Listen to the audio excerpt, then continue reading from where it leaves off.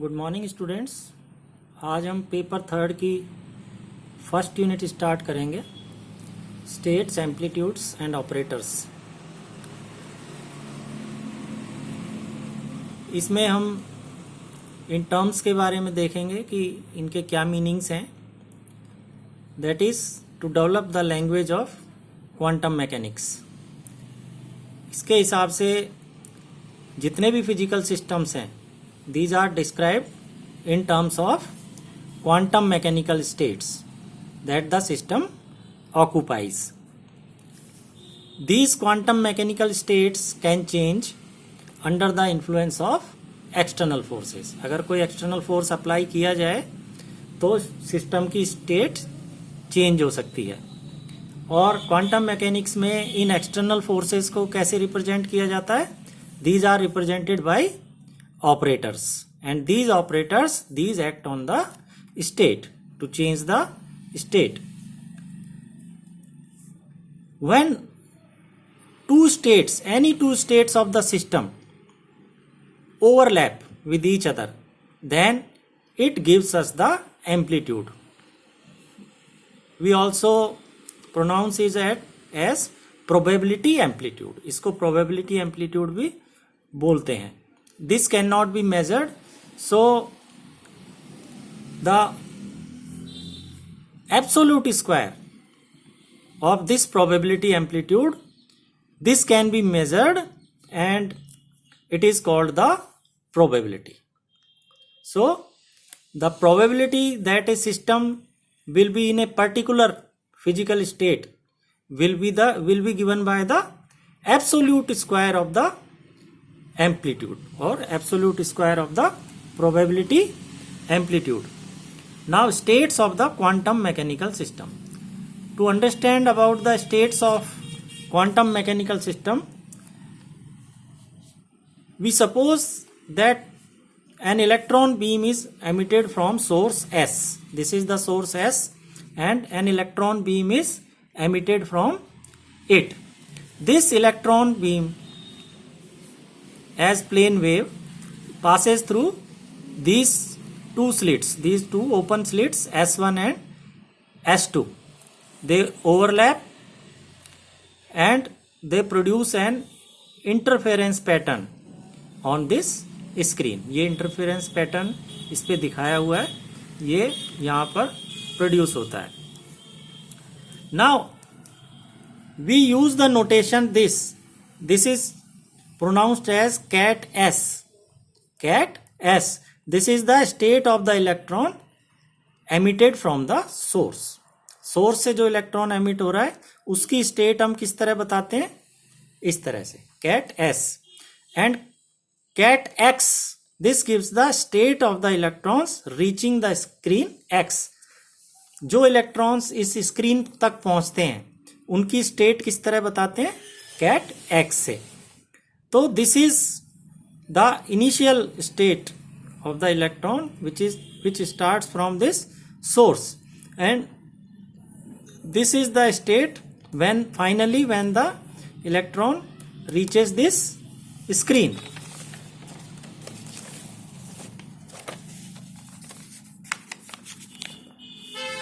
So the initial state is denoted by cats. तो ये आपको याद रखना है कि इसको कैसे प्रोनाउंस करेंगे? cat S. And this is the initial state. And the final state, this is represented like this, and it is pronounced as bras. So final state bra and initial state cat, like this. This is the final state. Now this symbol bra cat यानी X और S, this connects both the states, initial state and final state, and it is denoted by like this SX. This bracket is read from right to left, and this gives us the probability amplitude, which is shown as like this phi xt. This is the probability amplitude for an electron which is initially in state S, that is when it is emitted from the source to be found in final state x, that is on the screen at any given time t. So this probability amplitude is denoted like this, and it is pronounced as bracket. So this bracket connects the initial and final states of the system, and it is represented by phi, and phi is what? Phi is the probability amplitude. Now, as I have told you, the square of this probability amplitude is probability amplitude का absolute square. This gives the probability, and which is a measurable quantity.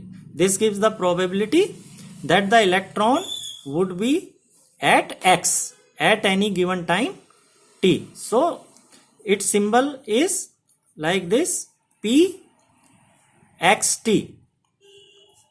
This t is the time. This is probability at any given time t to be found at point x or place x, which is absolute square of phi, probability amplitude. So phi xt modulus square. And as we know that state of the physical system, it contains all the information about the system. System के बारे में सारी जानकारी कहाँ मिलती है, किस में मिलती है? In the state of the physical system. तो इसमें हमने इलेक्ट्रॉन की पोजीशन के बारे में डिस्कस किया है, लेकिन इसकी हमें पता है इलेक्ट्रॉन की और क्या प्रॉपर्टी हो सकती है. Another property of electron is it's intrinsic angular momentum, which is called the spin और इलेक्ट्रॉन स्पिन. और इसके साथ हमें पता है एक मैग्नेटिक मोमेंट जुड़ा हुआ होता है. A magnetic moment is associated with this spin. तो अगर हम इस प्रॉपर्टी के बारे में स्टडी करना चाहें, पोजीशन के अलावा स्पिन के बारे में हम स्टडी करना चाहें, तो this is studied in Stern गरलाक एक्सपेरिमेंट. ये स्टडी किसमें की गई? स्टर्न गरलाक एक्सपेरिमेंट. अब ये एक्सपेरिमेंट क्या है कि when an electron beam is made to pass through a Stern गरलाक एपरेटस, यानी स्ट्रॉन्ग पीसेज ऑफ इलेक्ट्रोमैग्नेट होते हैं, उसमें से अगर इलेक्ट्रॉन बीम पास करती है, उसमें से गुजरती है, तो इट विल एमर्ज, वो उससे बाहर निकलेगी. किस तरह से? इन टू डिस्टिंक्ट बीम्स. दो अलग अलग बीम्स हमें मिलेंगी. मतलब इंसिडेंट बीम एक थी, और स्टर्न गरलाक एपरेटस जो है, उससे बाहर निकलने के बाद हमें दो डिस्टिंक्ट बीम मिलेंगी. एक बीम जो है वो ऊपर की ओर डिफ्लेक्ट होगी. वो किधर डिफ्लेक्ट होगी? ऊपर की ओर. और दूसरी बीम किधर डिफ्लेक्ट होगी? नीचे की ओर डिफ्लेक्ट होगी. और ये जो डिफ्लेक्शन है, ये किस पे डिपेंड करेगा? It depends upon the alignment of the magnetic moment of the electron. और वो अलाइनमेंट किसके साथ? With the axis of the apparatus. With the axis of the apparatus. और यहां पे जो एक्सिस है वो कौन सी ली जाती है? Z axis. तो जो अपर बीम में जो इलेक्ट्रॉन होंगे, स्टर्न गरलाक एपरेटस से आउटपुट में जो हमें दो बीम मिल रही हैं, उसमें जो अपर बीम में जो इलेक्ट्रॉन होंगे, उनकी जो स्पिन होगी दैट विल पॉइंट अप. वो किधर पॉइंट करेगी? अप. और लोअर बीम की जो स्पिन होगी that will point down. thus we note that the spin angular momentum of the electron can be found in two possible orientation. One is up and another is down. ये जो दो orientations हैं ये हमें दो basis states दे देती हैं. Electron spin की दो बेसिस स्टेट कौन कौन सी हुई? एक तो अप यानी प्लस जेड, जेड अक्ष से ऊपर की ओर, और down state ket down which is minus Z यानी जेड अक्ष से डाउनवर्ड डायरेक्शन में. तो इलेक्ट्रॉन स्पिन की हम देखते हैं ये दो बेसिस स्टेट्स हमें मिलती हैं. तो जनरल स्टेट अगर हम देखना चाहें इलेक्ट्रॉन स्पिन की किसी भी समय पर, तो वो इन दोनों का कॉम्बिनेशन होगा, अप और डाउन स्टेट्स का।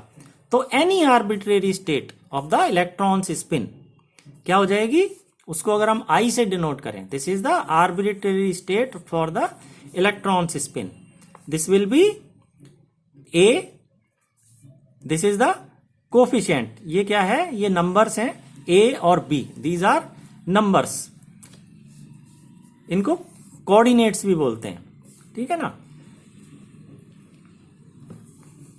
तो A ket up this state plus B down, तो ये एक आर्बिट्रेरी स्टेट हो गई जो दोनों का कॉम्बिनेशन होती है। अब प्रोबेबिलिटी एम्पलीट्यूड्स क्या होंगे, स्पिन अप के लिए प्रोबेबिलिटी एम्पलीट्यूड क्या होगा, यानी ये जो आर्बिट्रेरी स्टेट है इलेक्ट्रॉन स्पिन की, वो अप स्टेट होगी किसी भी समय पर, उसके लिए प्रोबेबिलिटी एम्पलीट्यूड क्या होगा, ब्रैकेट आई अप, यानी ये arbitrary state I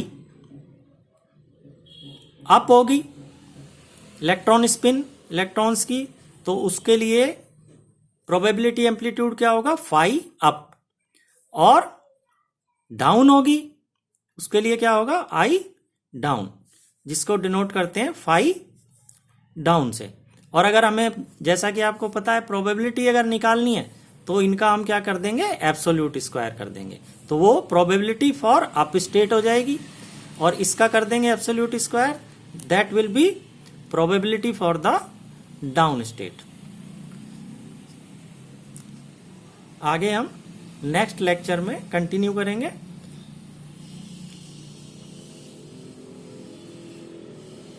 have a nice day.